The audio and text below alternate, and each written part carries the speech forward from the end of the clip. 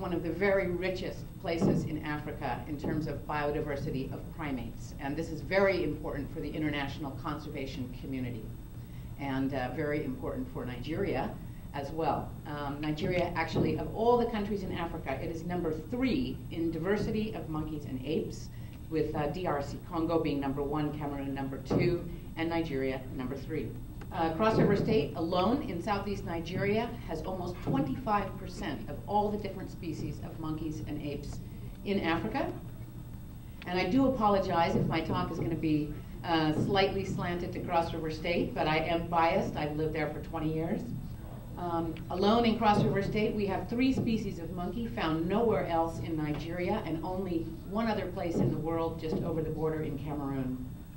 The Prusa's monkey, beautiful, the red-eared monkey, and my favorite, the drill monkey, which you'll see more of. We also have the very most endangered great apes in all of Africa, actually in the whole world. We all hear about mountain gorillas, and someone mentioned earlier about how Rwanda and other countries in East Africa have really made a killing on this, pardon the pun, made a killing on ecotourism revenues with their mountain gorillas, and it attracts a lot of people. What you don't know is that mountain gorillas are not actually the most endangered gorillas in the world. The gorilla taxonomy was revised a few years ago, and the gorillas that we have in one local government area of Cross River State are the most endangered great apes in the whole world.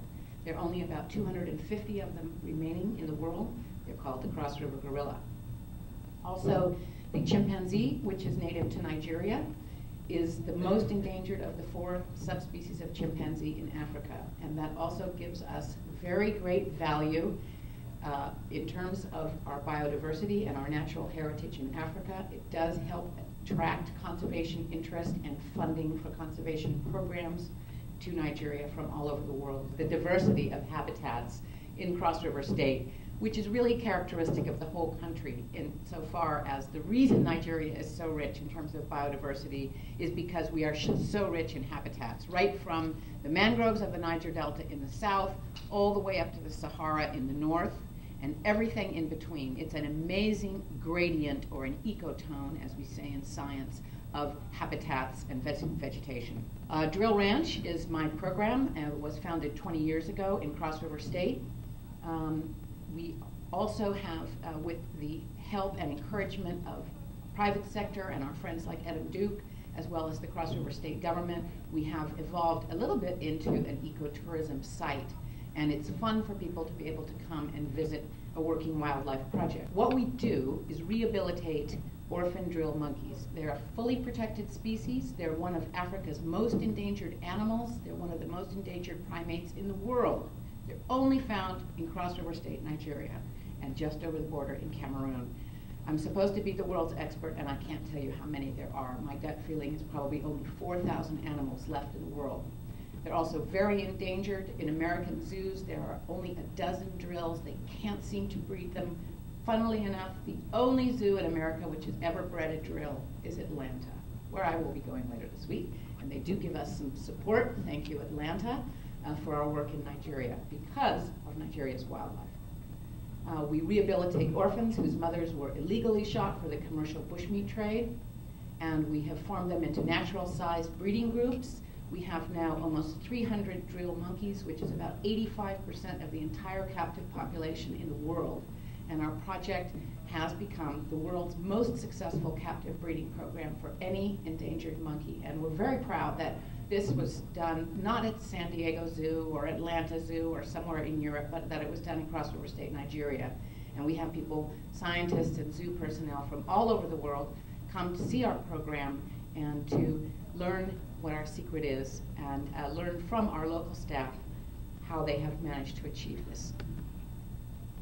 They're beautiful animals, fascinating species, and part of Nigeria's natural heritage, which is very, very rich, but also very, very threatened. We also have chimpanzees, simply because we can't say no. All of our chimpanzees as well are orphans that have been donated to the project or confiscated by government officials. This is Lucy the chimpanzee with Irene Edem of Calabar on the left. We get orphan chimpanzees in, we rehabilitate them. They later move up to the forest where people can come and see them not just local people to learn about chimpanzees, but also visitors from around the world. Can't really see it in this picture, but that's a chimp that was once a little orphan and is now happily living in the forest. So it's a nice thing for people to come and see. We are a popular ecotourism destination within Nigeria. People do want to come from all over the world to see the project increasingly as the good word spreads by word of mouth, but it's difficult for people to come. We'll get back to that a little bit more later. But we have nice cabins which are safe. They're up on platforms off the ground. They're fully screened, so they're comfortable and safe, but they're also very rustic, and it really gives people a feeling they are sleeping right in the middle of the rainforest. This is one of the last natural forests remaining in Nigeria. It's a beautiful area. It's fully self-catered, which is kind of fun for people. Most of our guests are expatriates living in Nigeria or well-to-do Nigerians who are trying to get away from places like Lagos and Port Harcourt to have a relaxing weekend with nature. And they enjoy cooking over a wood fire, having a good time in the rainforest, some local palm wine, which is the best in Nigeria in our local government, I'm sure. We also have this beautiful canopy walkway. The same picture is up on one of these boards, which was installed by the Cross River State government a couple of years ago. And it is the biggest and longest in Africa. You may have heard of the one in Ghana.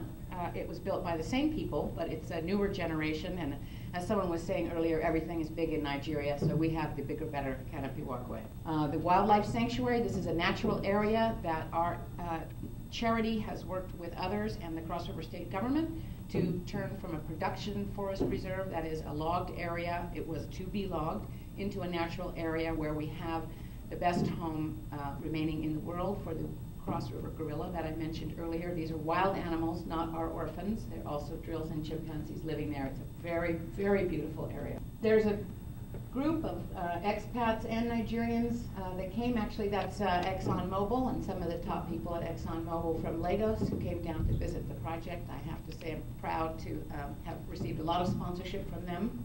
They can afford it. Coming to see one of our drill groups. We have 5 drill groups like that in the rainforest. Nobody who comes there is disappointed. They think, what is it going to be like?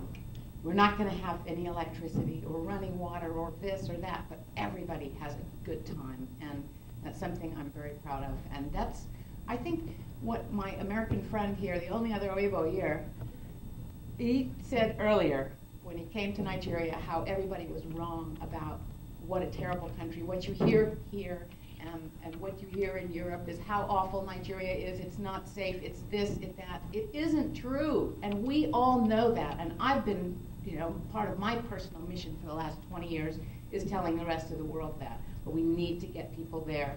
They come and they have a wonderful time.